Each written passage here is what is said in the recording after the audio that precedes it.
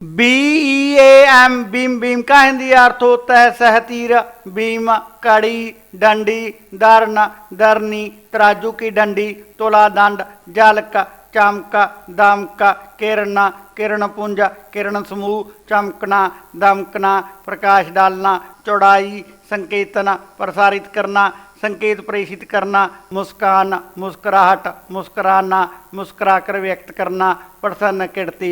Beam की परिभाषा: beam is a long sturdy piece of squared timber or metal used to support the roof or floor of a building, or beam is a line of light coming from a source such as the sun or headlight that shines from a bright object, or beam is a balance stick consisting of a lever with two equal arms and a fan suspended from each arm, or beam is a signal transmitted along a narrow path. It is used to send out a beam of light, an electrical or radio signal etc, और beam में to smile happily. Beam चकोर लकड़ी या धातु का एक लंबा मजबूत टुकड़ा होता है जिसका उपयोग किसी इमारत की छत या फर्श को सहारा देने के लिए किया जाता है। या बीम किसी स्रोत से आने वाली प्रकाश की एक रेखा है जैसे सूर्य या हेडलाइट जो किसी चमकदार वस्तु से चमकती है। या बीम एक संतुलन छड़ी है जिसमें दो समान भुजाओं वाला